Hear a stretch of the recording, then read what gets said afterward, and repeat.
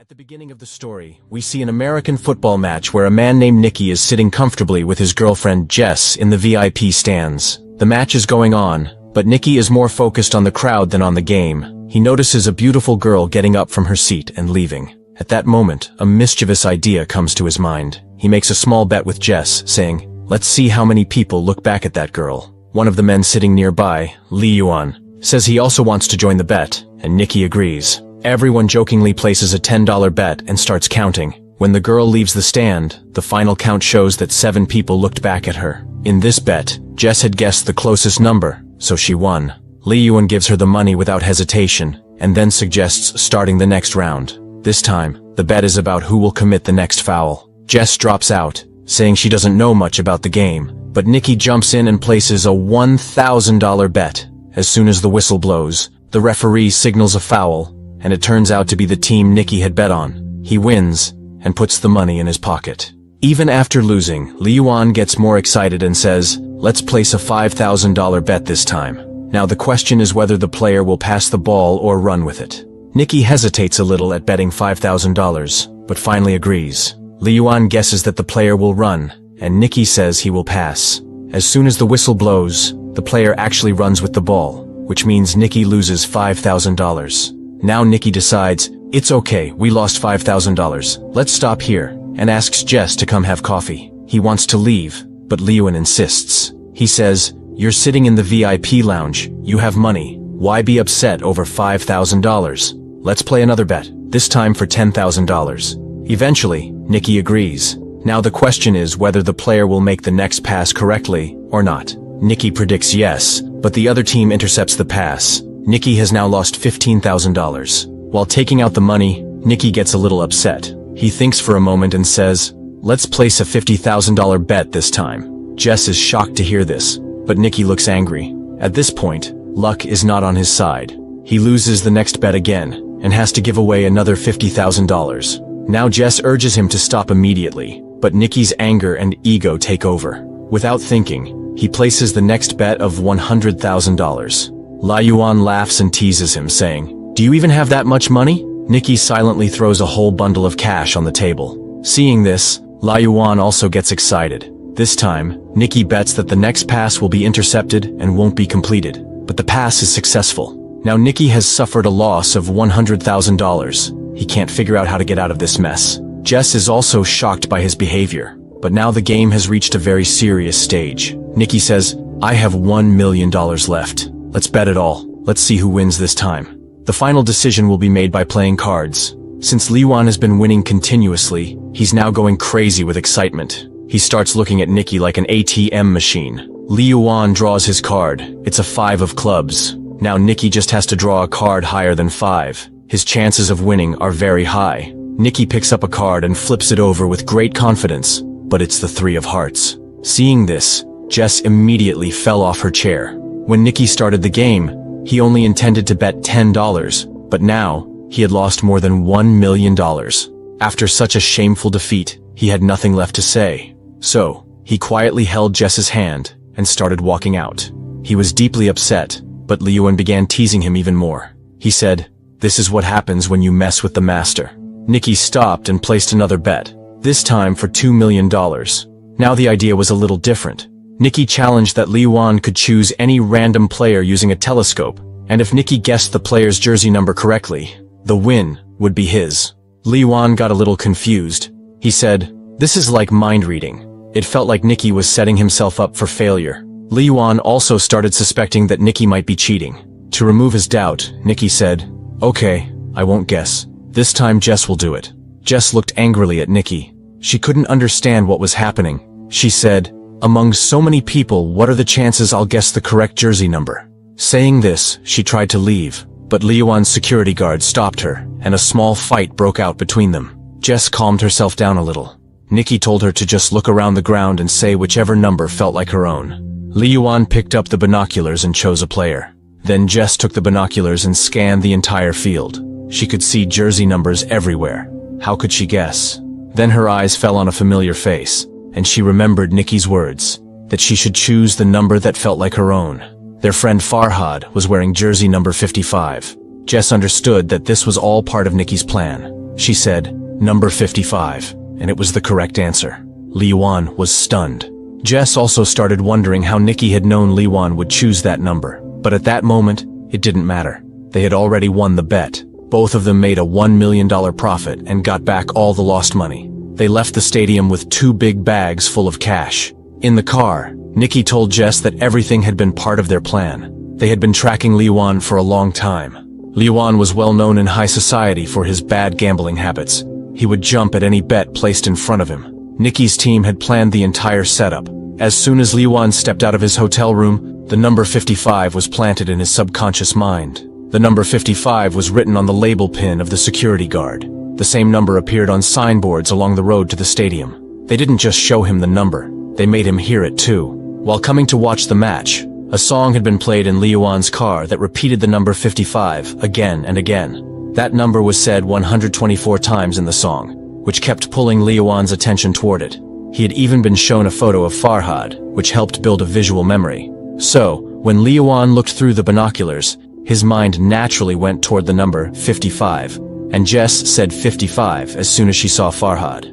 Jess had not been told anything in advance, so her expressions would stay natural during the entire game. This way, no one would suspect her. After hearing everything, Jess was completely impressed with Nikki. After this, the story takes us a few days back.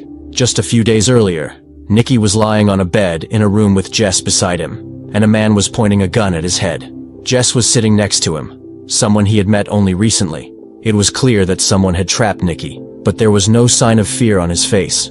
He calmly said, "I don't have a single penny. If you want to shoot, then shoot." The man with the gun looked at Nikki's reaction and quickly realized, this man was clever, even more cunning than them. And his guess was absolutely right. Nikki was a master con artist who pulled off petty thefts with great skill. Jess had brought Nikki to that room by tricking him, but Nikki saw a natural talent in her. At that time, Jess didn't understand anything. When the man with the gun left, Nikki told Jess, "You have a gift. If you polish this ability to trick people, you can live a very comfortable life." Nikki said, "This is our family business. My father, his father, they were all con men. We're cheats by blood. Every trick, every move is a game to us." Without wasting time, Jess took out some money and said, "I want to learn from you." Nikki agreed. While walking out, he stole one of Jess's rings, and she didn't even realize it. By the time she figured it out, her watch had also disappeared. When she had put the watch in her handbag, Nikki had already taken her wallet. After all these tricks, Nikki said, "Sleight of hand, timing, and a little style. That's all you need for this work." Then Nikki said goodbye to her and left. After a few months, Jess found Nikki in New Orleans, where he had started building a new team. Their meeting was actually a test. He wanted to see if Jess was capable of joining his team or not. When Jess agreed, Nikki sent her to a fair with one of his team members. This was Jess's first practical assignment. She began asking people for directions, holding a map in her hand. While she distracted people, her partner secretly stole a tourist's camera lens. Then, another team member intentionally bumped into a man, and Jess took his wallet. Jess was now starting to feel more confident in her stealing style. Using chopsticks, she took another woman's wallet from her bag. Everything went so smoothly that no one even suspected them. Nikki was watching everything from the top of a building. He told the team to leave Jess alone. Now it was her turn to fly solo. Jess started stealing expensive items one after another, and with each theft, Nikki's respect for her kept growing. Now Nikki gave her another big assignment, this time, a high-tech scam.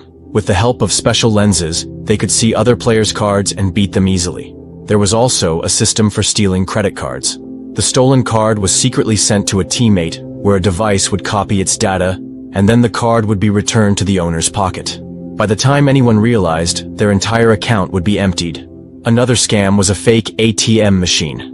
Whenever someone withdrew money, the ATM would secretly store their PIN. Farhad would later remove the machine and steal all the data. All the stolen credit cards were sorted into different categories. Expensive luxury items were bought using them, and finally, their data was sold on the black market. One day, Jess saw a beautiful necklace and wore it, but Nikki immediately told her to take it off. He strictly explained that all the items had to be sold. Nothing was to be kept personally. Jess was seeing this large-scale fraud for the first time. The feeling of standing in the middle of a mountain of stolen goods was surreal. The next day, Jess and Farhad were wandering through a wealthy area. Their task was to act. Farhad suddenly fainted, and Jess started shouting, "Please, someone help us, please." It was a distraction, which the rest of the team used to steal from the rich people around them. After the job was done, the whole team escaped by hiding in an ambulance. The whole plan was so perfectly executed that no one could figure out anything. That night, they all celebrated together. Nikki praised everyone because they had made $1.2 million in just 1 week. The next day, all the team members were preparing to go their separate ways. The documents were destroyed, and Nikki assured everyone that their money would be transferred to their bank accounts within a few days. But the old members of the team knew that Nikki still had one last mission left. The next morning, Nikki took Jess to the VIP lounge of the stadium. He performed a full demonstration in front of Jess to show how they could earn $1 million in just a few minutes. By now, Jess had started falling in love with Nikki. She thought she was Nikki's girlfriend, and that's why he was showing her all this. But Nikki had only included her in the group for his own benefit. When everything was over, Nikki gave her $80,000 in cash and finally said goodbye. Jess looked at him with tears in her eyes. Her heart was broken because she had fallen in love with Nikki. At the same time, she also felt that $80,000 was too little, because Nikki had just earned $1 million. But in Nikki's world, there was no place for emotions. Jess had now seen his true colors. Nearly 3 years later, a race car pulls into a service station, and we see Nikki again. There was tiredness in his eyes, and it was written all over his face that he was running out of money. During lunch, he met with George, the owner of a race car team. George's research team had developed a new algorithm called EXR, but he wanted to improve it to increase his chances of winning. So he hired Nikki. The plan was simple. Nikki would pretend to be their chief engineer. Then, they would stage a fake fight between George and Nikki so that other teams would fall into their trap. After that, Nikki would sell a fake version of EXR to the rival team, while George's team would use the real system and easily win. As part of the deal, Nikki was supposed to receive €1 million for the job, and the money he earned by selling the fake system would also be his. Nikki thought this job was a joke. He could have done such a scam even in his sleep, but George's butler didn't trust him at all. He directly threatened Nikki and said, "If you do anything wrong, I'll shoot you right in the chest." Nikki wore a tuxedo and left to attend a party that evening. The plan between Nikki and George was to stage a fake fight in front of the crowd, but their plan completely fell apart when Jess appeared, walking down the stairs in a red dress. She went straight to hug George. Seeing this, Nikki's eyes filled with anger. His mind went blank. He hadn't seen Jess in 3 years, and now she was with someone else, and that too, with the man who had hired Nikki. Jess calmly walked up to Nikki and told him that she was no longer a con artist, and whatever had happened 3 years ago didn't matter anymore. She also said that George didn't know anything about their past relationship, and it would be best to keep it that way. Hearing this, Nikki got furious. He picked up a glass of vodka and drank it in one go. Earlier, he had planned to act like he was angry, but now, he truly was. The fight with George in front of everyone was no longer a drama, it was real. Their fight caught the attention of the rival racing team, just as planned. Soon, security came and threw Nikki out of the party. But now, he had the business card of the rival team in his hand. The next morning, Nikki met the owner of the McLaren team. He spoke directly, saying, "I want to sell you the EXR system. It will cost €3 million. The team owner had no shortage of money, so there was no need to bargain. He immediately tested the system on the track, and when he saw the results, his face lit up. Nikki promised that the complete software would be delivered in 48 hours. Meanwhile, Jess met Farhad on the road. Farhad had been sent by Nikki. He told Jess that it was necessary for Nikki to leave 3 years ago. He had no other choice. Farhad also said that Nikki still loved her. Then he handed Jess a box, which had the same necklace that Jess had once liked. Whether it was real or fake didn't matter. Jess's heart melted after seeing it. She told Farhad that she couldn't trust Nikki, but her eyes said something else. She still had feelings for him. Well, on the day of the deal, Nikki showed up and handed over the software to the